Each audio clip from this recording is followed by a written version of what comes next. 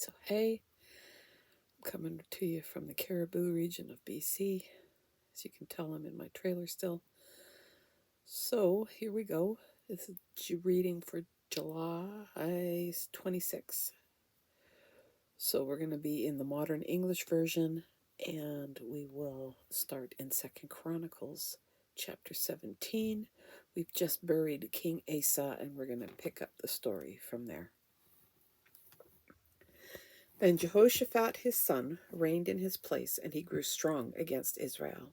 He put an army in all the fortified cities of Judah and set military garrisons in the land of Judah, even in the cities of Ephraim that Asa his father had captured. Now the Lord was with Jehoshaphat because he walked according to the previous ways of his father David. He did not seek out the Baals, but sought the God of his father and walked in his commandments, and not according to the deeds of Israel. So the Lord established the kingdom in his hand, and all Judah gave a tribute to Jehoshaphat. So he had an abundance of riches and honor. His heart was raised up for the ways of the Lord. He even removed the high places and Asherah poles from Judah. In the 3rd year of his reign, he sent officials, Ben-Hail, Obadiah, Zechariah, Nethanel, and Micaiah to teach in the cities of Jerusalem, and with them were also the Levites, Shemaiah, Nethaniah, Zebediah, Aziel, Shemiramoth, Jehonathan, Adonijah, Tobijah, and Tobadonijah, who were Levites, and with these were also Elishama and Jehoram, who were priests. They taught the people in Judah, and they used the book of the law of the Lord, and they traveled about all the cities of Judah and taught the people. The terror of the Lord came on all the kingdoms of the land that surrounded Judah, and they did not bring war against Jehoshaphat. Some from the Philistines brought Jehoshaphat presents and silver for tribute, and the Arabs also brought him 7,700 rams and 7,700 male goats. Jehoshaphat continued to increase in greatness, and he built citadels and storehouses in Judah. And he had much property in the cities of Judah, and the men of war, mighty men of valor, were in Jerusalem. This was their divisions by the houses of their father. From Judah the commanders of thousands, Adnah the commander with 300,000 mighty men of valor. Beside him was Jehohanan the commander with 280,000 mighty men of war.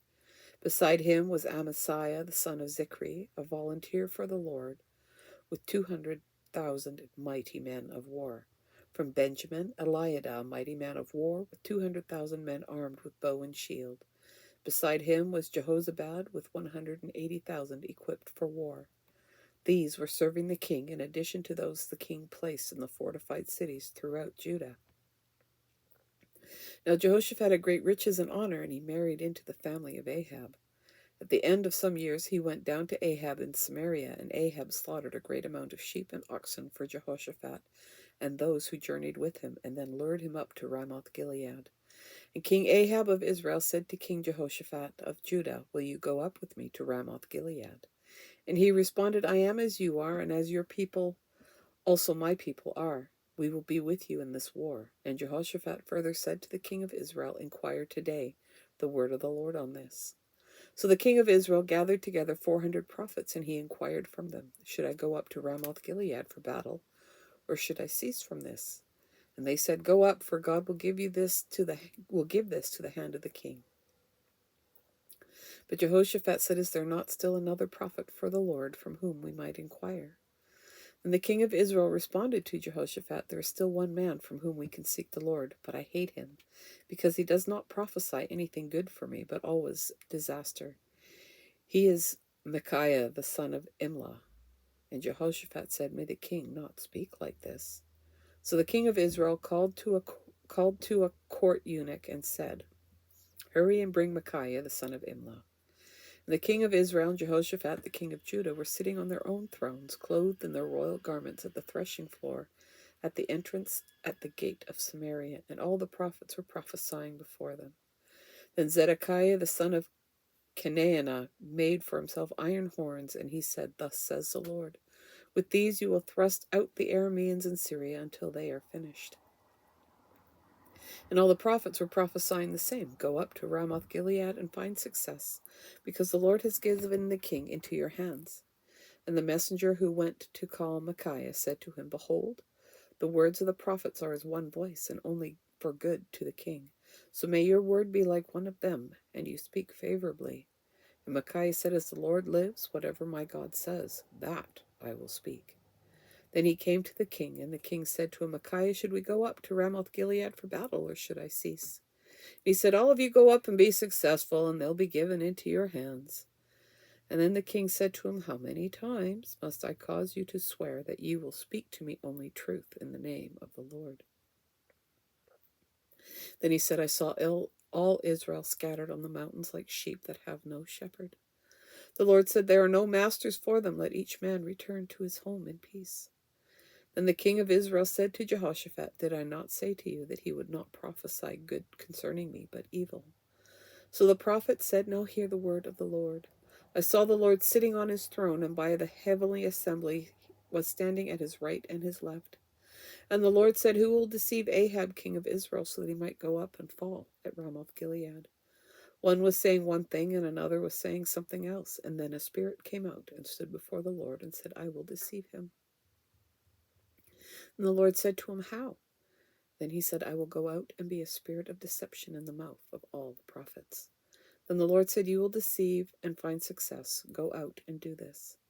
Now therefore, behold, the Lord has put a spirit of deception in the mouth of your prophets, so the Lord has declared disaster over you.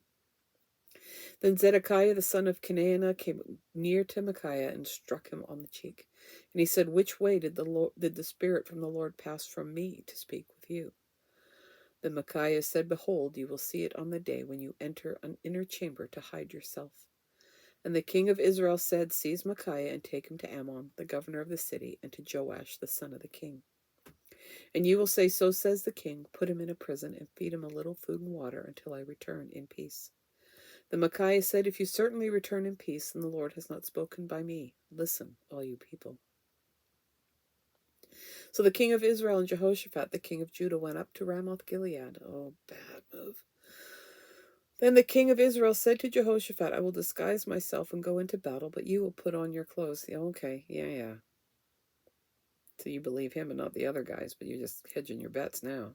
So the king of Israel disguised himself, and they both entered into battle. And the king of Aram ordered the commanders of his chariots, Do not wage war with the small or great, but with the king of Israel alone. And it happened when the commanders of the chariots saw Jehoshaphat, they said, It is the king of Israel. So they turned on him to wage war. But Jehoshaphat cried out, and the Lord helped him. And God drew them away from him. And it happened when the commanders of the chariots saw that he was not the king of Israel, then they turned away from him. But a man pulled his bow at random and struck the king of Israel between his armor scales and body armor. And he said to the commander of the chariot, Turn and remove me from the battle, because I am wounded. And the battle continued on that day, and the king of Israel was set up in his chariot before the Arameans until evening. Then he died when the sun set. Dun, dun, dun, dun. Okay, Romans. Right in the middle of Paul's dissertation here. And we're going to pick it up at verse 25.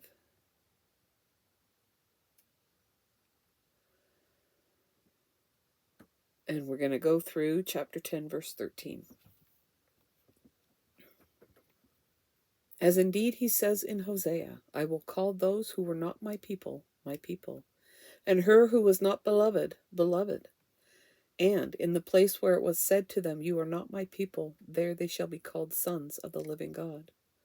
Isaiah also cries out concerning Israel, Though the number of the Israelites be like the sand of the sea, a remnant shall be saved. For he will finish the work and cut it short in righteousness, because the Lord will make a quick work upon the earth. And as Isaiah previously said, Unless the Lord of hosts had left us a seed, we would have become like Sodom and been made like Gomorrah. What shall we say then? The Gentiles who did not pursue righteousness have attained righteousness, even the righteousness which is by faith. But Israel, pursuing the law of righteousness, did not attain the law of righteousness. Why not? Because they did not seek it by faith, but by the works of the law. For they stumbled over the stumbling stone, as it is written, Behold, I lay in Zion a stumbling stone, and a rock of offense, and whoever believes in him will not be ashamed. Brothers, my heart's desire and prayer to God for Israel is that they may be saved. For I testify about them that they have a zeal for God, but not according to knowledge.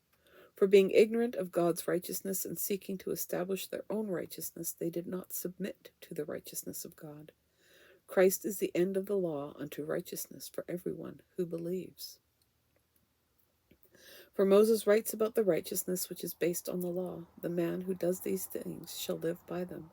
But the righteousness which is based on faith says, Do not say in your heart, Who will ascend into heaven? That is to bring Christ down. Or who will descend into the deep? That is to bring Christ up from the dead. But what does it say? The word is near you, in your mouth and in your heart.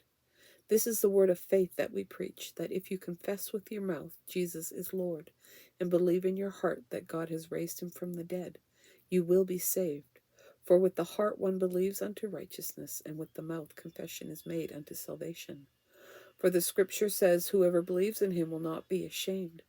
For there is no distinction between Jew and Greek, for the same Lord over all is generous toward all who call upon him. For everyone who calls on the name of the Lord shall be saved.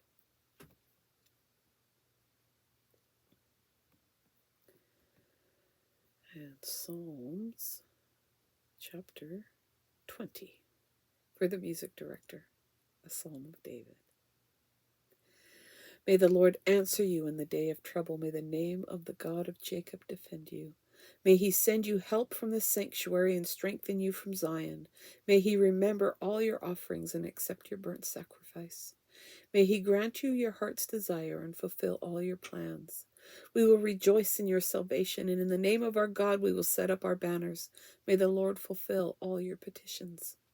Now I know that the Lord saves his anointed. He will answer him from his holy heaven with the saving strength of his right hand.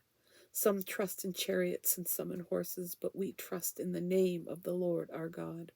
They have collapsed and fallen, but we have risen and stand upright. Save, O Lord. May the King answer us when we call. In Proverbs 20, verses 2 and 3. The terror of a king is like the roaring of a lion. He who provokes him to anger forfeits his own life. It is an honor for a man to cease from strife, but any fool is quick to quarrel. And that, my friends, is the reading for today, July 26th. And we'll try and get this posted. And I'm not going to say click and like or subscribe and like. You do what you do. If you want to subscribe, subscribe. If you like it, you like it. Anyways, we'll talk to you soon.